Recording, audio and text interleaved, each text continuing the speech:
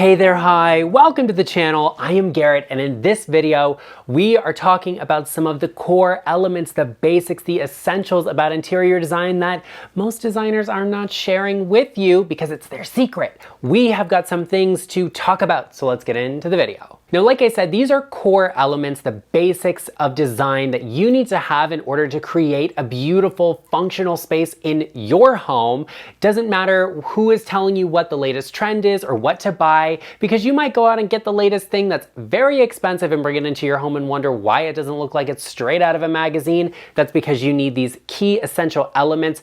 Also, I want to take a moment and say that about 50% of the people that view these videos are not subscribed. So make sure you join us and put that bell notification on to get notified every time we upload, so you're getting the full picture to elevate your space. The first secret, the key and core element to interior design that you need to know about is scale. Scale has multiple meanings when it comes to interior design. The first of which is it's actually a measurement device or technique that allows you to draft and draw floor plans in a smaller dimension. So if you measure your space and it's 10 feet by 10 feet and you draw a box on a piece of paper that's 10 inches by 10 inches, you've created a scale that is 1 foot equals 1 inch. Great, amazing, not necessarily a core element, but it is what a scale is. Now, the next thing scale is actually a reference or a term to use to describe the size of something. So if you walk into a store and you pick up a shirt, it might come in a small, medium, large, extra large. That's great, but it's not super descriptive when it comes to a piece of furniture. We use scale as a term to describe not only the physical dimensions, but the visual size of a piece. So a piece of furniture that has taller legs might actually have smaller scale, even though it's the same measurements as a piece that's large scale. So when we talk about a piece, we say we need something small scale there, something large scale to create impact. We're talking about the way a piece looks and what reference it is going to have in the space, what it will do to the overall feel of the size of the room. That's something that's essential. Scale also refers to the way a piece of furniture relates to other pieces of furniture and the space and what we can do with that. So here are some examples. This room has a lot of smaller pieces in it and it feels like a very large space. However, just looking at it, when I'm looking at the dimensions of this space probably looks like it's about 12 feet across. And in the grand scheme of things, that's really not that big of a living room, and we're talking about a depth of maybe 8 to 9 feet. So a 12 by 9 living room, it's a good size, but it's not large, it's not small either. It looks substantially bigger in this photo because many of the pieces are smaller scale. This sofa has a lower back and it has taller legs, making it feel smaller. We also have chairs that are more open in design, as well as a number of small stools and tables around the space that fill it up, but they're actually small scale, so it still feels very open. All of these pieces also have a lower back, which makes the ceilings look even taller than they already are. This is scale, and it's all about how pieces are relating to the space itself and each other. Here's an example of scale that I really love. We have two bookcases here on this navy blue wall in the corners, and in the center we have this console storage media unit with a picture hung above it. Now, scale also is a way to build size and dimension in a space. So here you can see all of these pieces are designed to work together, but they feel a little bit disconnected, and it kind of feels like you have a bunch of stuff just on this wall here. The reality is, if this picture was hung lower, I like photographs to be hung in line with something or the architecture of the space. If we hung this photo in line with the bookcases, this console media unit would feel much larger, and it would actually take the scale of these bookcases, the height of them, increasing the size of it visually and making it feel more connected and making this feel like an installation instead of a bunch of furniture pushed up against a wall. You want to be cognizant of the size of piece, not only physically but visually you are bringing into the space, and the way it relates to the other pieces within the space, the accessories, and the space itself. The next core element, essential key that you may not know about is actually flow. This is a word that also has multiple meanings. One of those is about the way we move through a space, whether that is individually, as a group, or even just the way your pets move through a space. We want to have good egress, which means pathways and access from room to room, from door to door, especially for those exterior exits that you may need in case of an emergency. We want to make sure all of those are clear and that we can connect the spaces through pathways that that feel natural. That serves as really great flow, and you may want to have larger access and pathways if you host large gatherings and you want to have people moving throughout the spaces. Or you may want to block some of those off a little bit to keep little kids from running around the house. Flow is something super important, but it also means the way spaces connect together visually. So we have physical flow, which is you moving from room to room, but we want the spaces to feel connected. Even if there's a wall and a door there, you want them to feel like they are one part of a whole. Now, how do we accomplish that? Here's a great example. I want you to look at this photograph and take note of the color of the lampshades here on the ceiling and on this lamp. We have this really rich chocolatey brown tone that's absolutely gorgeous. I also want you to take note of the red in these pillows on these chairs and how this pattern actually has a reference to the color, this camel tone of the chairs. The lamp in the background is also red. All of those things are connected together through this piece of artwork above the bed that has all of those tones mixed together, as well as some of the darker brown tones you see in the actual bedding and the headboard.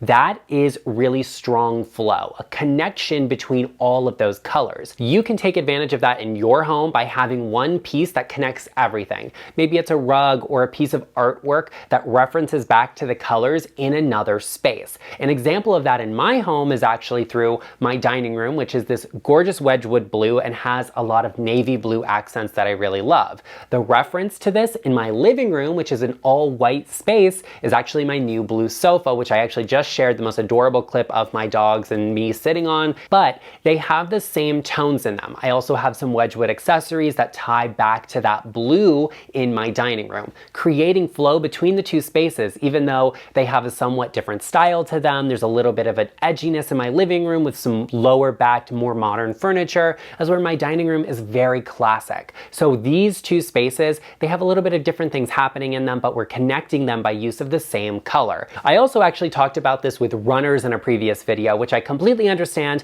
Not everybody likes a runner, and a runner is not for every space, but you can use a runner in a hallway to connect the color schemes of all of the rooms off of that hallway. If you have one bedroom that's pink and one that's blue and an office that's green, you can find a really cool rug that ties in, that has some of that pink, that blue, that green from each and every person's style, or from each space's independent style, that ties all together and makes them feel like they're connected to the more public areas of your home. The next key element, core, essential in interior design that you may not know about is actually something referred to as the golden ratio. Now, I believe this also references back to like pi, which is 3.14, whatever. That's not what we're talking about because I'm a designer, not a scientist, but I love that for those of you that are scientists.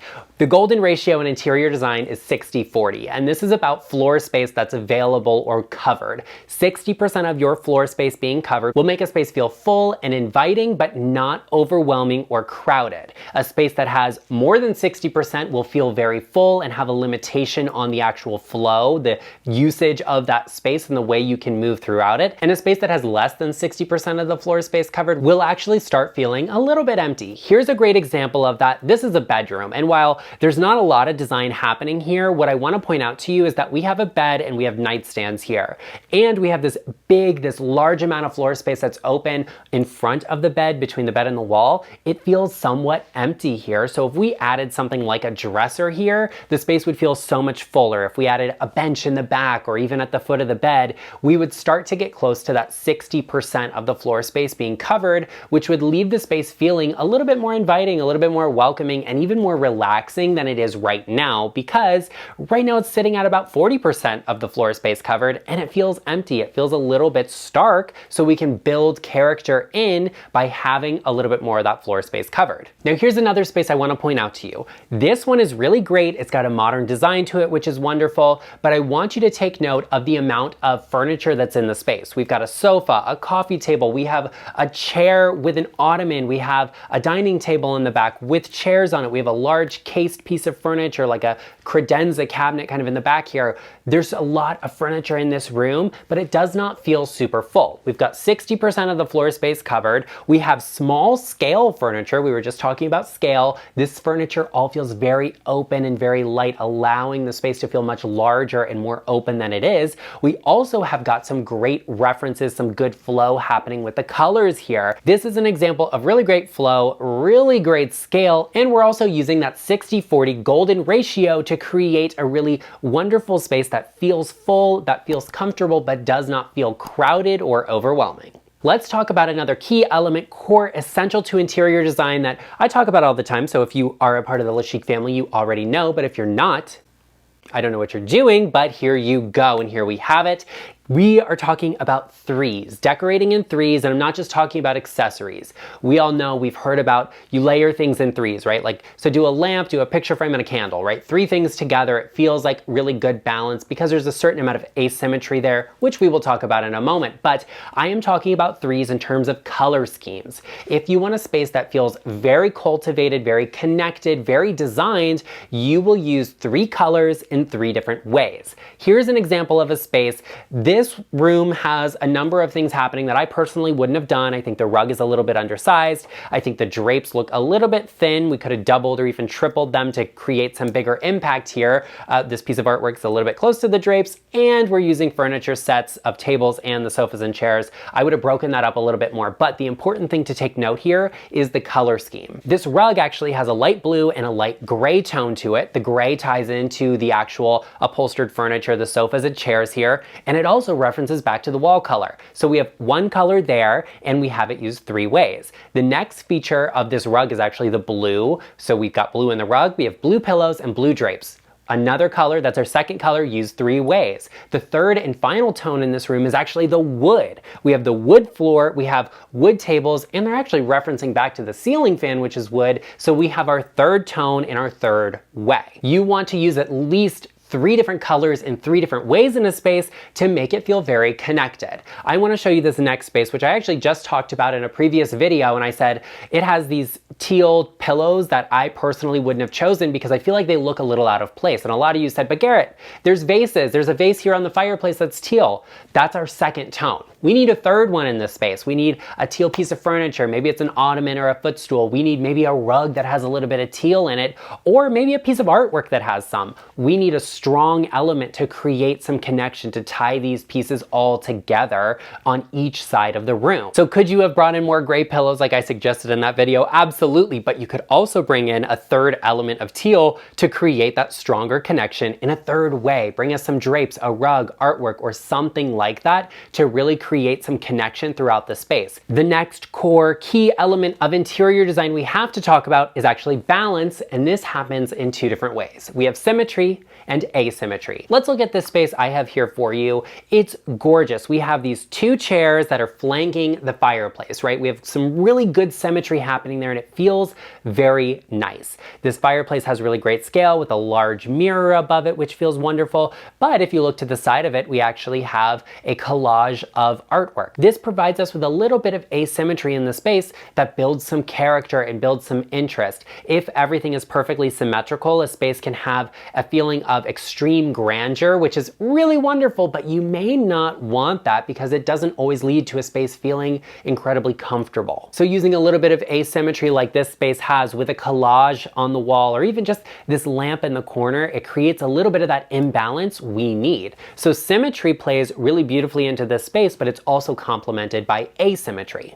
Here's another space. This is the living room, and once again, it's got some things I would probably change about it. There's no window treatments. The rug looks a little bit small to me. We have this home sweet home pillow happening here that I can't talk about at the moment, but it has really good things happening with the balance. We have a sofa on one side, and we have chairs and a table on the other. While I think they needed to be brought in a little bit so you could actually reach the coffee table from them all, this is actually a really great example of asymmetry and balance. We're creating balance through the use of asymmetry with these chairs and table. They have a smaller scale. They feel more open because they have taller legs and you can see through them, making the space feel much larger and more open, but they actually are lined up almost to the same length as this sofa is. So we have really strong balance. And that's a great example of scale actually, because the sofa is one size and it feels much larger than these chairs and this table are. but they're actually the same size, right? They're the same length, probably about 8 feet. But this use of asymmetry creates balance because we're flanking the sofa exactly with something different. Because there's a different scale happening, we get a little bit of that imbalance. We get a little bit of character and some visual interest that creates a little bit of that personality and character in any room. Well, there you have it, everyone. I hope you enjoyed this video. If you did, be sure you share with me in the comment section down below. What do you think is one thing every space, every home needs? What's a core principle of design that you really love? Share with me in the comment section down below because I want to hear from you. And be sure you give this video a like. It means the world to us, and hit that subscribe button if you haven't already. I also know that you know someone, they definitely could maybe use some of these core principles and elements of interior design, and you want them to know but don't want to have to be the one to explain it. I'm more than happy to do so. Please share this video with them because friends help friends, and I will see you in the next one.